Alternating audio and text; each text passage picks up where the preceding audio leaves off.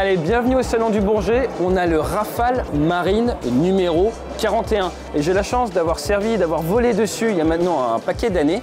Et il y a une petite anecdote que vous ne connaissez pas, c'est que lors de mon dernier vol de qualification chef de patrouille, on est rentré dans un nuage qui n'était pas l'idéal en période d'été et ça a un petit peu grêlé les structures.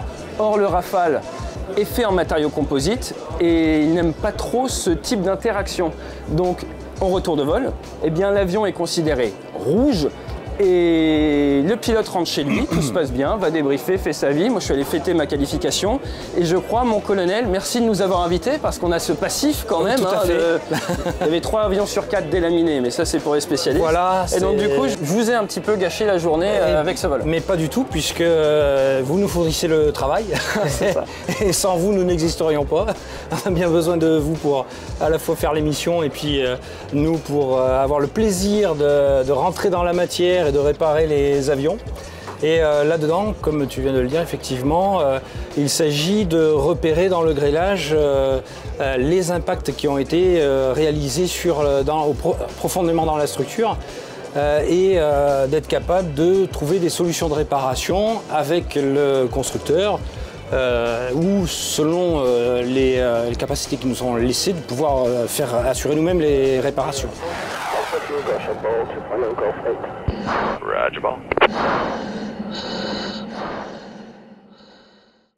Parce qu'en termes justement, on va dire de technologie, donc là on est sur un avion de 4.5 génération, sur un peu le marketing américain. Exactement. Ouais. La grosse différence avec la génération d'avant, c'est qu'avant tu avais un type d'avion pour un type de mission. Nous sur la chaîne, on parle souvent forcément en biais de pilote, mais on vous oublie pas, hein, parce que sinon on ne volerait pas. Surtout en monomoteur, mais là en bimoteur, enfin, c'est pareil. Hein. Et du coup, en fait, on avait par exemple le Mirage F1 CR, il faisait que de la basse altitude. Enfin, beaucoup de basse altitude. Tu avais le reconnaissance et basse altitude plutôt tactique. bas. Oui. Du coup, si tu as, on va dire, je sais pas, 100 heures de vol, tu te doutes qu'un gros pourcentage va être en basse altitude. Oui, maintenant, désigné à ce type de mission. Avec le Rafale, on est sur de l'omni-roll, tout type de mission. Et donc, du coup, pour vous, en termes de maintenance, ça complexifie. Une heure de vol peut être du transit haute altitude, de la basse altitude, du combat. C'est ça. Et donc, du coup, en termes de génération, il y a des nouvelles générations de maintenance, c'est ça? C'est ça. La maintenance doit s'adapter à la complexité des nouveaux chasseurs. Et effectivement, les vieillissements qui étaient calculés autrefois par rapport à une mission et un emploi qui était assez clairement défini, hein, avec un principe qui venait des Américains qui s'appelait le fail-safe et qui plaçait des limites d'utilisation en nombre d'atterrissages et en nombre d'heures de vol. Là, maintenant, avec les avions de nouvelle génération, on parle de limitations en cycles. Et ces cycles dépendent justement du passage dans un orage de grêle, des facteurs de charge qui sont appliqués à l'avion pour les besoins des opérations, des facteurs de charge qui n'ont rien à voir en fréquence et en intensité entre la basse altitude et la haute altitude. Et c'est pour cela qu'avec l'industriel, on développe des solutions de maintenance qui font appel à la non-destruction, au contrôle non destructif, c'est-à-dire dans ce qu'on peut voir dans le médical et qui s'applique sur les corps humains parce qu'on ne va pas les détruire. Et il s'agit de l'imagerie en échographie ou en radiographie. Et c'est ce que nous faisons dans le contrôle non destructif. On va voir tes super machines tout de suite, mais si on veut vraiment essayer pour le grand public de bien comprendre, moi si j'ai tort, moi j'aime bien courir. Tu prends des chaussures de course à pied. Souvent, on te dit une chaussure de course à pied, il faut la changer toutes les 500 bornes. Maintenant, l'autre jour, j'ai pris des chaussures de trail. Je suis allé courir à Fuerteventura dans les cailloux. En 200 bornes, il n'y avait plus rien, quoi. Donc, en gros, la philosophie, c'est un peu ça. C'est-à-dire que plutôt que se dire, tiens, il y a 500 et on verra au bout des 500, ou plutôt que se dire régulièrement, je découpe, non, c'est tu vas au fur et à mesure regarder et comparer, on va dire, le vieillissement réel de ta machine, sans la casser, en n'étant pas intrusif comme une échographie. Et après, derrière, tu vas comparer. Et comme ça, plutôt que de dire, au bout de 5000 heures, mon avion, je le mets à la poubelle, il va peut-être faire 4000, ce qui évitera qu'il casse, ou il va peut-être faire 7 ou 8000. Voilà, tout dépend de cette analyse. Et les pas de maintenance et de vérification sont aussi recalculés pendant le cours de la vie, le cycle de vie de l'appareil. Sauf que là, on est sur des appareils où on a des matériaux particuliers. Et donc, par exemple, tu as un avion qui a besoin d'avoir ce CND, ce contrôle non destructif. Qu'est-ce qui est le plus chronophage pour vous? Et on parle de quoi en termes de durée pour passer le scanner ou pour passer l'échographie, ça vous prend combien de temps? Alors, quand il s'agit d'étudier le vieillissement comme cela ou de pratiquer une réparation, c'est-à-dire qu'une réparation nécessitera peut-être un scan avec des systèmes à multi-éléments comme ici pour établir une cartographie en échographie ici, comme on peut le voir sur cette image-là, hein, qui représente en distance, selon les couleurs, ce qu'on voit dans la matière et derrière la peau de cet élevon, par exemple, là, qui correspond à l'élevon du Rafale qui est là. Alors là, pour moi, c'est du nord-coréen. Là. Voilà. Donc ça, c'est le trait comme ça, le grand trait, c'est quoi? C'est le grand trait là. Ça, ce sont de la structure, des grands traits de structure, des raidisseurs. Des raidisseurs. Voilà, donc en fait, là, ce que tu vois, c'est tu vois dans ce sens-là. Elle est à 90 degrés. C'est ça, donc c'est exactement une échographie en fait. Tout à fait. Oui, tu vois au travers. C'est ça, on voit au travers, mais on voit aussi à travers la peau, mais on voit aussi sous la peau les fixations, là on voit chaque vis, chaque fixation et les collages qui sont derrière. Et donc là où avant il fallait découper pour observer, c'est ça. En fait, c'est comme si de fromage, tu vas regarder combien il y a de trous dans le fromage, tu mets le truc dessus, tu vois combien il y a de trous à l'intérieur sans avoir à trancher de la. Exactement comme quand on veut savoir quel os est brisé ou ce qu'il y a à réparer ou quelle pathologie s'est développée. On regarde à travers plutôt que de. Donc, par contre, du coup, là, vous avez tracé ça à la règle à l'ancienne. Donc l'ancienne technique, il y a un gros préparatif en amont de traçage, car le capteur intégré fait à peu près 45 mm. Et pour couvrir une zone aussi grande, on est obligé de la décomposer en plusieurs fois. Donc c'est des bandes régulières tous les 45 mm cumulées. Et là, ça me fait peur ton histoire, parce que tu y vas par petites lamelles. Voilà, petite lamelle, tout à fait. Mais tu fais tout l'avion ou tu fais juste un morceau de l'avion? Alors là, le stockage mémoire est limité, donc on va le faire en 2 fois, cette partie extrado de l'élevon. Donc c'est beaucoup de data, c'est une donnée tous les millimètres carrés qui va être retenue, donc additionnée. Alors la partie traçage est très importante car il ne faut pas rater la moindre zone, donc tous les 45 mm on vient préparer avec des règles tracées. Mais donc un quart du temps est gaspillé pour le traçage. Vous passez combien de temps pour vérifier l'avion? Un élément comme ça, la partie extrado-intrado, c'est 2 heures à 2 personnes. 2 heures à 2 personnes? Minimum, rien que pour le contrôle, sans l'analyse. Quand vous intervenez, vous faites pièce par pièce ou vous intervenez par exemple que sur l'extrado Ce type de contrôle est fait sur des études de vieillissement.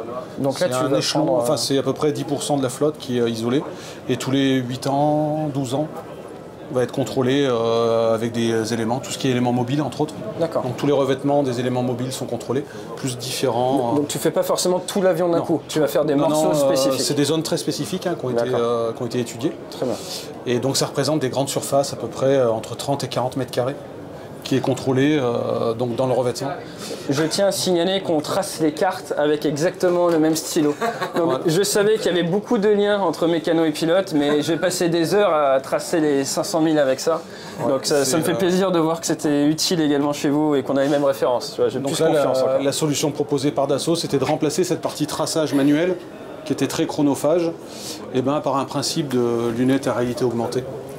Voilà, donc toute la partie détection ne change pas, c'est la partie traçage et préparation de zone. Donc ça, c'est l'ancienne génération de la nouvelle manière. Tout à fait. Et là, du coup, aujourd'hui, vous êtes là pour nous montrer comment Dassault vous propose, avec la réalité augmentée, pour remplacer le traçage et le nettoyage à l'issue. Ok, parfait. Et du coup, on va se tourner vers notre responsable de Dassault moi, je t'appelais R2D2 tout à l'heure parce que vous allez voir, il va bouger bizarrement. C'est gentil, hein, j'ai rien contre notre camarade. C'est vrai que R2D2 répare l'avion en temps réel. Donc on va voir si avec ça tu vas pouvoir nous faire une démonstration ouais, pas de souci. Qui nous fait rêver, vas-y. Alors du coup, pour passer sur la solution et donner un peu d'éléments de contexte, pourquoi est-ce que nous on s'est placé sur cette solution? C'est vrai que Dassault Aviation utilise déjà ces éléments depuis quelques années pour un contexte qui est totalement différent, qui est de la production des avions. On l'utilise sur la production pour faire du support au niveau des compagnons et permettre aux compagnons d'avoir toujours la vision et l'accessibilité de leurs deux mains sur avion. Ça peut être sur des éléments de pause, dépose, voilà, et de formation aussi, sur des poses complexes. Et donc en fait, on a répondu à un appel d'offres de manière à pouvoir répondre à ce besoin de diminuer le temps sur le traçage tout le travail préparatoire. Tout ce travail préparatoire qui finalement n'est pas un travail qui est intéressant, ni en plus valorisable pour le CMD. le CND, c'est que quelques équipes en France. Je pense que le colonel nous expliquera ça tout à l'heure, mais c'est des gens extrêmement spécialisés. Très, très spécialisés. Et avoir des virtuoses experts dans leur domaine qui tracent des lignes, c'est une perte de temps et une perte de motivation pour une perte d'argent, parce que mine de rien, il faut maintenir la compétence. Exactement. Donc recherche d'efficience. Donc là, vous proposez une solution en plus high-tech. Ouais. Donc vas-y, si tu mets ça sur la case. Si je mets ça sur la tête, donc R2D2, ce sera moi. Donc en fait, là, ce qu'on voit sur cet écran, c'est tout simplement la vision que j'ai à travers les lunettes. Donc on a une structure avion qui est finalement une vue CATIA, donc c'est-à-dire une CAO. Si tu, conception assistée par ordinateur, exactement. Voilà, CATIA qui est tout le système. Tu es pilote, mais tu es aussi adepte de ce genre de technologie. Exactement. Et donc en fait, sur cette CAO, on vient projeter donc la vue avion sur l'élément réel. Et on a la possibilité du coup d'avoir ce tracé de chacune des lignes qu'on peut voir là. Hop, clac. Et donc, excusez-moi, petite batterie. Et donc, ça, on est à fin de journée et il commence à fatiguer. Il est 17h15, ils ont droit. C'est bientôt l'heure du dégagé, donc ça va. Et donc en fait, à travers toutes ces lignes, on va tracer en vert, dès que le contrôle sera fait, les lignes qui auraient été contrôlées sans défaut. Et en rouge, on va mettre tous les défauts. Ça nous faut revenir du coup et vous restez. Exactement. Et là-dessus, il va y avoir du travail à faire. Ouais. Et c'est là qu'on peut avoir aussi une seconde plus-value sur laquelle je vais venir après, qui est en fait, donc ce défaut-là, on peut voir par exemple qu'on a une pièce qui est cassée, donc potentiellement un délaminage sur la structure composite.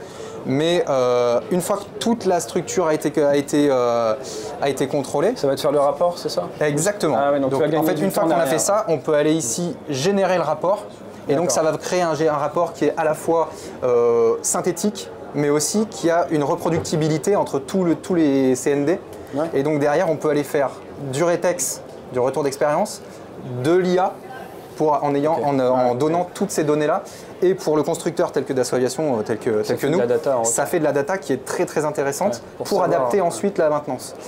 Cette maintenance-là, on peut l'adapter pour aujourd'hui passer certains contrôles, potentiellement à 8 ans, à 12 ans, voire plus. D'accord, très clair. Moi, il y a une vue qui m'a bluffé tout à l'heure. Est-ce que tu peux nous montrer? Parce qu'en fait, tu vois à l'intérieur, c'est ça? Là, en fait, on a la vue comme ça, qui est vraiment la surface. Ouais. Si on passe comme ça, on peut se rendre compte qu'on a la vue. Ah, moi, j'avais jamais vu l'intérieur comme ça, et c'est vrai que c'est assez bluffant. Et en fait, donc on voit bien comment ça se passe. Donc... Mais donc, voilà, en fait, ici, on peut avoir toute cette vue de l'intérieur, comme si on était sur une radiographie. Et en fait, voilà, on a cette vue à l'intérieur, des raidisseurs. Donc tout à l'heure, tu parlais du CND. C'est en fait des nervures ici qui vont raidir la structure. Et on veut voir l'état de... Et on peut voir à travers cette réalité augmentée, exactement, une vision qu'on n'a pas, parce qu'en réalité, quand je tape, on la voit pas. Donc c'est quand même des métiers, maintenant, la maintenance, tu fais de la high-tech également. Et c'est génial.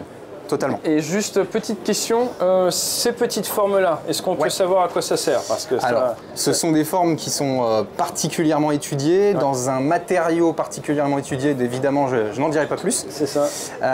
Ce sont des matériaux, en fait c'est une forme qui va permettre d'avoir une furtivité sur l'avion et donc d'assurer que le Rafale ait cette capacité à être furtif et d'avoir cette empreinte minimum. Beaucoup plus discrète, c'est ça. Donc là, avec ça, la philosophie, c'est de faire du Rafale un avion beaucoup plus discret. Et cette année au Bourget, juste derrière nous, on a l'avion qui a les CFT, donc qui est en fait les réservoirs de peau externes. Et ça, c'est extrêmement malin, c'est quelque chose qu'on dit souvent sur la chaîne. Avoir un avion, même furtif, tu prends le F-35, tu mets des gros bidons en dessous, tout le monde te voit. Maintenant, avoir tout ça au niveau de la peau, ça nous permet, le Rafale, d'aller justement d'un peu plus vers ce qu'on appelle la 5e génération, quelque chose qui est discret, parce qu'en configuration RR, avec ces réservoirs de peau, avec cette technologie-là, ça sort pas tant que ça au radar. Donc super. J'ai juste une dernière petite question pour vous, mon colonel. Mon colonel, si j'ai bon, au niveau des CND, c'est un peu une sorte d'équipe de choc, c'est un peu une sorte de force spéciale chez les mécanos. Et vous êtes un peu partout sur les bases ou vous partez à la demande? Comment ça fonctionne? Les deux. Les procédés spéciaux sont concentrés sous mon unité à Clermont-Ferrand. Donc c'est là que se fait toute la grande maintenance. Alors il y a une partie de la maintenance du niveau du service industriel, DNSI, qui est faite là-bas, ce qui nous permet d'avoir les avions dans tous les états, c'est-à-dire particulièrement démontés. Et quand on crée des instructions de contrôle au bénéfice de l'armée de l'air pour faire du contrôle non destructif, c'est plus évident d'avoir ces avions-là démontés pour savoir où passer, pour savoir quoi faire. Donc on élabore nos instructions de contrôle et on fait de la recherche et développement avec les industriels comme Dassault Aviation ou comme des spécialistes du contrôle non destructif secteur aérospatial, puisque nous sommes bien secteur aérospatial, ce qui définit un haut niveau de qualification en contrôle non destructif. Comme on peut l'avoir d'ailleurs dans le domaine du CEA, enfin l'atome, quoi. Et à partir de là, nous avons 4 pôles répartis dans l'armée de l'air, dans les 4 régions de France. On a un à Nancy, un autre qui se situe à Orléans, un autre à Cazaux et le dernier qui est à Orange. Voilà. Et nous entretenons une capacité d'opération extérieure, puisque c'est le rôle, et c'est ce qui intéresse la communauté du CND aérospatial, c'est pour ça que l'armée de l'air les intéresse aussi, c'est que nous faisons du CND opérationnel, c'est-à-dire que nous sommes capables d'amener sur le terrain des capacités de CND de plus en plus proches de la qualité qu'on recherche en laboratoire. Parce que du coup, s'il y a un avion qui prend des dommages, enfin même qui tape un oiseau, qui se prend des morceaux de missiles ou autre au combat, du coup c'est vous qui allez intervenir tout de suite pour dire comment... C'est souvent le cas. C'est ça, comment faire pour que l'avion puisse être remis en vol, sous quel délai, avec quelle coopération avec l'Indus ou avec les autres services de maintenance, c'est ça? On doit, avant de procéder aux réparations, il faut connaître l'endommagement. Et pour aller loin dans l'endommagement, il faut pouvoir voir au maximum à travers la matière. Je pense qu'on peut terminer. Alors si j'ai bon, c'était une campagne de recrutement de l'armée de l'air. Ça me fait mal, hein, mais je veux te dire, il faut toute une armée pour faire voler les avions, voilà. C'est ça? Oui. Merci mon colonel de nous avoir reçus. Merci beaucoup et bonne continuation. Merci. Merci. C'est vous.